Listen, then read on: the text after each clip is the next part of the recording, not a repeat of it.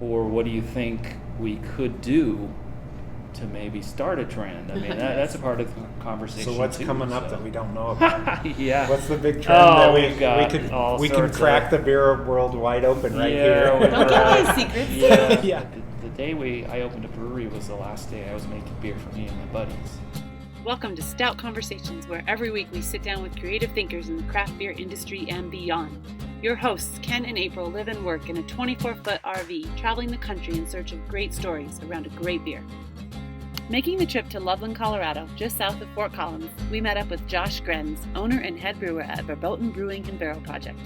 Verboten, meaning forbidden, Josh's brewing style fits right in with doing what he wants. His beer may be forbidden by German standards, but in Loveland it is known as beer for all. Well, we usually end with the cheers, but we should start with the cheers.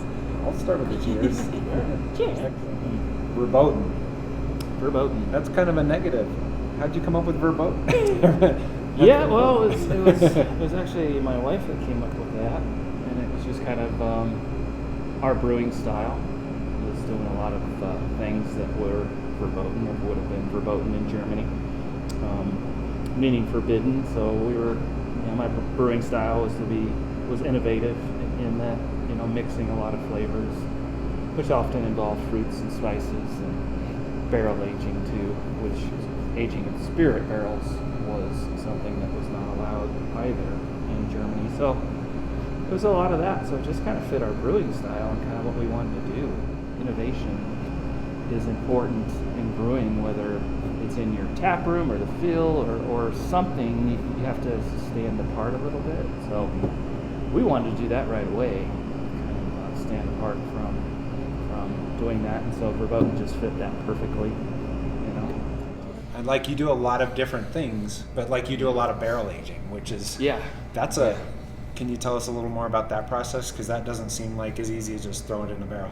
Yeah, no, I mean, it was something that we started out wanting to do, even in our original location. We didn't have a lot of room to do it, but we always had some barrels going, and had about 3 different barrel age offerings a year. And we moved to our downtown location. We added Barrel Project to our name, so now we're Verboten Brewing and Barrel Project, because we just wanted to take a bigger focus on that. And we expanded into the space next door, which is now the barrel room. We've got some barrels kind of all over the place, wherever we can fit them. Walking through there. Restarted our sour program this year as part of the barrel project. And it culminated this year as we released a barrel-aged offering once a month in a taproom only bottle that you can only get here, except for a couple here or there went out to a couple of places, but mostly it was just a tap room. So once a month we release barrel-aged beer for this year, 2019. We'll revisit that in 2020 to see if that's possible again. We've got some fun stuff coming up, some adjuncted, big stouts. And we've already done that kind of stuff. So we mix in some just not adjunct releases with adjunct releases depending upon the beer and what we think will work with them, and just to kind of mix it up and keep it fun too. So what do we have here now? So Little Nonsense. It's a release that we do every year around Great American Beer Festival time, and we won a GABF medal in 2016 for this beer, and so it's kind of been my baby, I guess, if you will. So it's about 12% on this. If I remember right, it's right about 12%. And we'll have the regular and a mocha version, and then those will be in 2-pack cans. It'll be here available in the tap room and at wholesale. And then our tap room only release in a 12-ounce bottle will be a double oaked version. It's always bourbon. The double oak part of that will be blackberry brandy on that one. So that's going to be the tap room only These release. are all Little Nonsense? Yeah. So you're giving me a 12% beer right now? Yeah. Okay. So how did you end up in Loveland as your choice for opening a brewery? Well, I grew up in Fort Collins, and grew up around northern Colorado. Lots of friends in Loveland. Yeah, it's a nice spot to be in between all these great brewing communities next door to us too, but Loveland is definitely a great beer scene. I'm really proud of the way that we work together here in Loveland. We just did a big collaboration. All the breweries did a collaboration for a Great American Beer Festival. All came together, and it was really fun, and we all help each other here. It's a lot like a lot of other communities too in Colorado. Not that we're unique in that way, but it's also a great scene and a great brewing community here in Loveland. Yeah, that seems to be common in the brew community, especially for the smaller breweries and the more localized breweries. That it's not really a dog-eat-dog thing. You can compete with each other but still be friendly and have a good time, and everybody kind of wins. So. Oh yeah, that's great.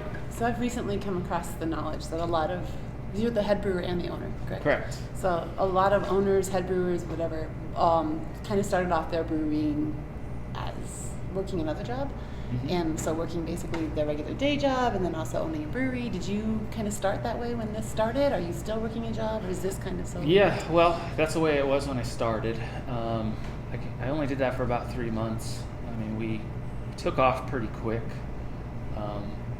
I wasn't sure how our beers would go over, if people would like them, or I hope they did, but fortunately they did right away, and it was something that I was doing both for about 3 months, and that's about all I could do, and I had to pull the trigger on going full time here, otherwise we weren't going to have any beer for people to drink. And we started in such a small spot on such a small system that was pretty necessary at the time to do that. And now this is my full-time gig now, full-time plus gig. Yeah. Now I don't have time for any other job personally myself, but so it's, like I said, about 3 months after we opened, I went full-time at the brewery and been going ever since. Now it's about 6.5 years later. I would say that's big congratulations, especially only 3 months in, you get to try and start it, and it still worked. Yeah. Well, because like you're not shy about saying you use adjuncts and spices and all this, and but you use it in a very intentional way that it's not just what's the trendy thing right now. Yeah, you take more of a craftsman we do that too. We do that too now. We've always tried to be kind of, like I said, our goal was to be innovative and to do exactly what you said as well, but we always wanted to be cutting edge. That being verboten and being forbidden, just was basically we could just do whatever we wanted. But I think cutting edge like that. Stay with that. Do what we wanted. But I think cutting edge is different than like trendy. Yeah. Well, then jumping on a trend. Sure. Yeah. You're creating the trend. Correct. We've done both. I mean, we jumped on the hazy trend actually pretty early. We weren't packaging it, and it's. I think it's here to stay. At the time we did. I mean, they definitely got popular, and we jumped on that trend, and some of the other ones that we've been the first to do. We were the first brute IPA in Colorado, and one of the first seltzers. We're doing hard seltzers. We were one of the first to release a seltzer in the Taproom, and so we've always kind of tried to be ahead of the trend a little bit. That Verboten allows us to do that on certain styles, and with 16 tap handles, we've got plenty of room to play around, and we have a part of our weekly meeting on beer trends and what have you seen out there, or what do you think we could do to maybe start a trend. I mean, that's a part of the conversation. So what's too, coming up that we don't know about? Yeah. What's the big trend that we can crack the beer world wide open right here? Don't give away secrets. Yeah. We have a pilot system, so maybe we just try it on there, and if people don't like it, it's not that much. And that's like I said, the whole verboten thing. That's kind of why we went with that too, because it allows us to be flexible.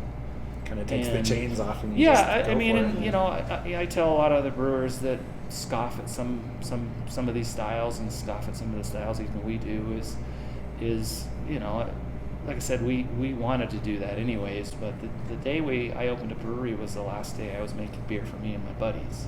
Yeah. Now I make it for consumers, and so they're going to drive a little bit, what we make, and that's okay. We want, if if people are asking about a certain style of beer and they really like them and they sell well, then we're going to make them, you know, and it makes sense. It's got to make sense. Is it sustainable? That's always a big conversation for us too. Another brewer once said, you don't open a brewery to make beer. You open a brewery to sell beer. Right. Yeah. And if you want to make beer, then just keep it in your home brewing system. I really don't have any problem with any beer style or any ingredient out there. It's just what makes sense logistically for us. You summed it up on your glass. Beer for all. Beer for all, yeah. Not for one or two, not for me and my buddies. It's beer for all. Yeah, beer for all. And that part of, see, my wife came up with Verboten. I came up with our tagline, beer for all, because I thought that fit, meaning that, you know, hopefully if you don't like, you know, anything we're making, go to another craft beer brewery. Find something that you like. Hopefully we offer enough stuff that you're not going to like every beer that we make. I understand that. I understood that earlier. Yeah. When people don't like a certain beer that we make or a certain style, I don't get offended at that, because I don't like every beer style out there either. You know, I would say that's not my favorite. I like every beer style out there, but some I just don't enjoy drinking that much. But the beer for all thing is that you know, hopefully you can find a beer that you like. There's a beer out there somewhere for you.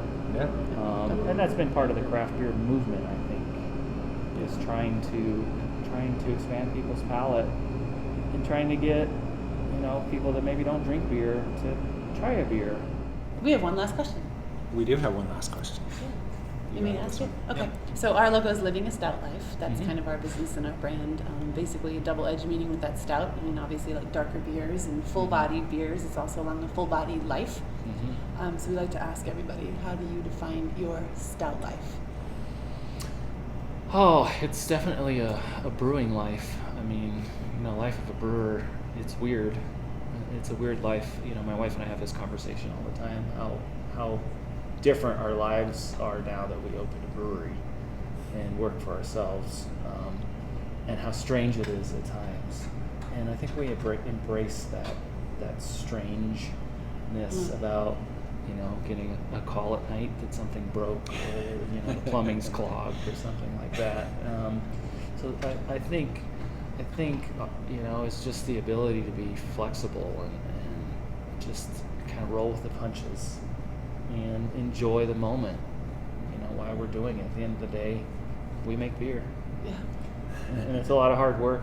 It is. I tell people that looking at open a brewery, it's a lot of hard work. Be prepared. It's not all just fun. Yeah. But at the end of the day, it's worth it, because like now we get to sit here and share a pint together and enjoy it and talk about beer. And so that's kind of fun. The culture of that is always surreal when I think about where we were 10 years ago compared to now. Yeah. Very different. And the conversations of our day and drinking change? At work. I'm not getting in trouble. No, exactly. So that you have to embrace that. You have to love that. Otherwise, it's going to drive you crazy. Yeah. Well, I would say here's to the strange life of drinking beer. Yeah. Indeed. Cheers. Cheers. We have new conversations every week. Be sure to subscribe to Living a Stout Life so you don't miss out. Josh mentioned jumping onto different beer trends versus being cutting edge. What's a trend that you followed recently? Milkshake IPAs? Mom jeans? Let us know in the comments below or by clicking the link in the description. Saw it. It's our 15-barrel production system back here. So what's your biggest fermenter that you use? Do you go 30? We got 30. Yeah, we got 130. We need two. I only have one spot. You know, I'm either going to have a custom one made that's squatty, which is going to be more expensive, or it's going to have to be kind of right there before those barrels. There's where that other right is. Yeah, and then the logistics of having a tank way over there and no drain. I probably would have to put a drain in there, but then yeah, you're looking at all that additional stuff. But this 30 is never right now. It's good. Yeah, it's good and bad. And we still have the pilot. But that was our original system. The original one. That was our original system. Now it's the pilot system, 3-barrel. That's the dedicated fermenter for it. got our fun stuff goes in here. You know, like I said, the Trendy. That's our almond milkshake, Amaretto Milkshake IPA. Wow, So, that's an interesting one. yeah, that's cool. Oh, you got to start somewhere. Yeah, that was nice. You know, I have this still. We do a lot of little fun stuff and little test batches on this.